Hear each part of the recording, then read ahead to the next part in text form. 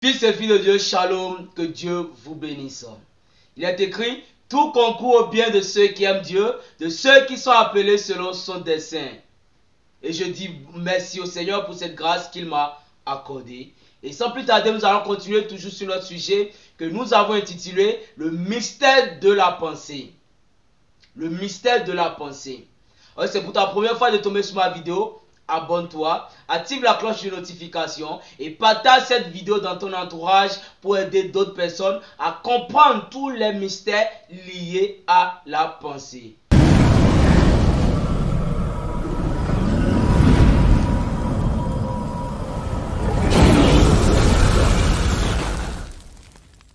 Philippiens 4, verset 8, il est écrit: au reste, frères, que tout ce qui est vrai, tout ce qui est honorable, tout ce qui est juste, tout ce qui est pur, tout ce qui mérite l'approbation, ce qui est vertueux et digne de louange soit l'objet de vos pensées. Que l'Éternel ajoute la bénédiction à la lecture de sa parole. Et ce que nous sommes, c'est le résultat de ce que nous avons pensé. C'est-à-dire ce que tu es, c'est le résultat de ce que tu as pensé. Dis-moi la pensée que tu as présentement et je te dirai ce que tu serais dans 5 ans ou là où tu serais dans 5 ans. Voyez-vous, ce que nous sommes aujourd'hui repose sur ce que nous avons pensé hier. C'est-à-dire ce que tu es aujourd'hui, présentement, là où tu es là, ce que tu es repose sur ce que tu as pensé hier. C'est-à-dire dans les jours passés. Voyez-vous, et nos pensées présentes façonne notre futur. Ta pensée présente façonne ton futur. Façonne ce que tu serais. Pourquoi? Parce que tu es le créateur de ta propre réalité. Tu es un créateur. Vous êtes des créateurs amateurs.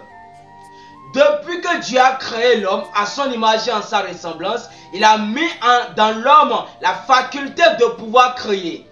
Alors malgré la chute, Dieu n'a pas enlevé cette faculté de l'homme. Cette faculté est toujours demeurée dans l'homme. La belle preuve, regardez, ceux qui ne croient pas en Dieu, ceux qui sont des athées, les scientifiques, regardez le progrès qu'ils sont en train de faire. Chaque jour, il y a d'inventions. Chaque jour, ils créent toujours de nouvelles choses. Voyez-vous? Prenons un exemple simple. Prenons l'avion. Celui qui a créé l'avion, il a d'abord pensé. Il a regardé les oiseaux voler dans l'espace. Il a regardé, il a pensé, mais on peut aussi créer quelque chose. Et cette chose aussi peut voler dans l'espace. Voyez-vous, il a d'abord pensé cela. C'est une idée qui lui est venue et il a pensé l'idée, il a réfléchi sur l'idée, il a médité sur l'idée, il a commencé à visualiser l'idée, il a dessiné sur une feuille et maintenant il a commencé à mettre toutes choses au point pour la réalisation de son idée, c'est-à-dire pour la création de sa pensée. Voyez-vous, d'abord il a créé ça mentalement, il a d'abord créé ça dans sa pensée et ensuite il a commencé à mettre toutes choses au point pour pouvoir réaliser ça dans le physique. Voyez-vous? Malgré l'état déchu, malgré qu'ils ne croient pas en Dieu, regardez tout le progrès qu'ils sont en train de faire. Jusqu'à arriver qu'ils ont créé des robots qui peuvent être épouses de quelqu'un ou époux de quelqu'un. Voyez-vous? L'évolution de la science. Et chaque jour, il n'y a que de nouvelles inventions. Chaque jour, il n'y a que des créations. Pourquoi? Parce que l'homme, même étant dans son état déchu, est toujours un créateur. Donc tu es un créateur et tu es le créateur de ta propre réalité. C'est pour cela que tu es un être illimité. Un être qui n'a ni commencement de vie, ni fin de vie. Pourquoi? Parce que tu es une partie d'Elohim. Et Elohim, c'est le tout suffisant, celui qui n'a jamais existé.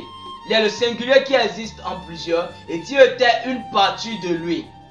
Voyez-vous? C'est pourquoi vous allez voir que tout ce à quoi vous croyez grandit continuellement et finit par devenir votre réalité. C'est-à-dire tout ce à quoi tu crois avec une conviction, avec une ferme assurance, avec une ferme certitude, finit toujours par devenir ta propre réalité.